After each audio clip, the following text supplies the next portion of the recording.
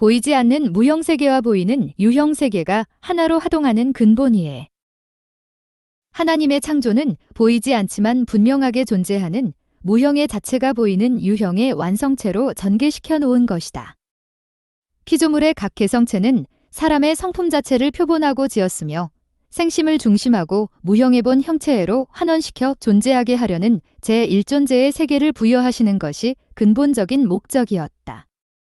그러므로 사람을 중심하고 하나님 자신이 무형체에서 유형체로 드러내는 것을 완성하려고 하는 것이며 그 사람이 다시금 무형체로 환원시켜 존재할 수 있는 원리로서 창조하셨다.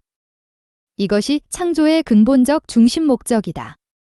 하나님 사람 플러스 만물이라고 할 수 있다. 사람 경인체 플러스 육신이다. 영인체는 무형체이면서 영원한 존재이다. 하나님이 영원하니 영인체도 영원한 존재다. 그래서 하나님도 영인체를 완성하는 데는 육신을 터로하여 나서부터 성장하는 것이 목적이다.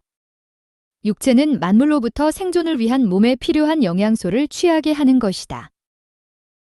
육신은 육심과 육체로 구성되어 있으니 육체인 유기체는 육심으로 인하여 그 기체의 완전 존재치형을 보장하기 위해 노력을 한다. 그리고 생심은 육심의 이상형 체계로 나아갈 길을 명시하여 그 이상 체계를 탈선하지 못하게 한다. 그러므로 생심은 육신을 터로하여 본 노선으로 이끌고자 하는 것이고 반대로 육신은 타락성을 받고 있으니 본길에 반대로 행동하고자 하는 것이다. 사탄이 작용하는 것은 즉 육신과 본능적 기관이다. 그래서 사탄은 육신을 전면적 활동 무대로 이용하고 있는 것이다. 모든 살아있는 존재는 근본적 삶의 기본 요소인 생력을 받고 있는 것이다. 이 생력은 완전히 지속적인 작용을 하여야만 생존할 수 있는 조건이 성립되는 것이다. 즉 육신이 생존하려면 유기체로 식물을, 무기체로 공기와 태양을 받아 호흡함으로써 심장이 쉼없이 뛰는 작용을 할 수 있는 외부적 힘을 받아서 삶의 활력을 받는 것이다. 계속 생존하려면 육신은 폐가 호흡을 통하여 피를 맑게 해주는 작용과 심장 박동을 통하여 피를 공급하는 작용이 상호간에 서로 도움을 주고받는 수수작용을 계속하여야 하는 동시에 생심에 있어도 또한 실체적 작용과 동일한 제2작용을 요구하는 것이다. 곧 생심은 육신의 생활작용을 보장한 그 위에 제2작용을 계속하는 것이다. 그런데 그것은 육신이 생심의 영양소와도 같은 것으로 작용한다. 그러므로 이 영양소는 생심이 생존할 수 있고 성장할 수 있는 필수적 요소라야 한다.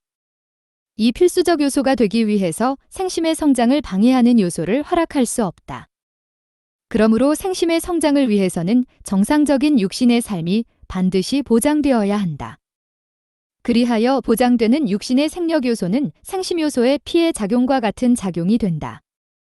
그것이 생심의 삶의 근본이 되는 무형세계의 생소를 호흡한다. 또 육신으로부터 받은 생력 요소와 합하여 완전한 수수작용이 보장된다. 이리하여 우리 인간은 무형세계의 삶의 이상 요소를 받아야 하는 것이 근본이다. 그리고 이렇게 서로 도와가며 무형세계와 유형세계가 더불어 살아가는 공생의 기준점이 시작됨을 알아야 한다. 사람은 유형의 삶에서 무형의 삶의 세계까지 호흡하여 삶의 근본 요소를 받고 있으므로 이 두 세계와 작용하고 그 존재까지 인식할 수 있는 것이다. 그리고 무형의 요소가 성장에 필요한 것을 삶의 세계에서 충당한다. 그래서 원만하고 정상적인 방식으로만 영인체의 성장이 시작되는 것이 원리이다. 그러므로 이 작용은 때로는 현실에서 극기할 수 있는 힘으로 스스로에 강력히 요구하는 것이고 실감나는 힘이 평소의 활동에 대한 인식이다. 사람의 가치는 이 근본체와 합할 수 있는 영원한 삶의 요소를 가짐으로 높아지는 것이다. 그러나 만물은 단지 살아가는 힘이 작용할 수 있은 필요한 요소를 자연계를 통하여 받아서 생육을 계속 이어가는 것에 불과한 것이다. 그러므로 만물은 살다가 죽으면 자연계로 돌아가게 되고 사람은 만물보다 제2환생의 존재가 있으므로 죽으면 사후 삶이라는 것이 정해지는 것이다. 그래서 우리말에 죽은 것을 돌아갔다고 말한다. 이것은 죽어서 돌아가는 또 다른 제2의 삶이 있다는 것을 양심적으로 고백하고 증거하여 말하는 것이다. 그러므로 사람의 마음은 영원한 세계의 삶의 이상과 통하므로 그 양심적 고백은 현 세계의 사실적 실체를 여러 가지로 증거하고 있음을 알 수 있게 해준다.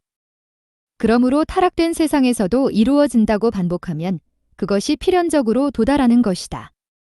그것은 근본적인 생심작용으로 영원한 본체와 연락하는 것이다. 그럼으로써 그의 계획적 노정을 예감하는 표시로서 나타나게 되는 것이다. 이러한 예고적 사실을 우리 생애 노정에서 보게 되는 것이다.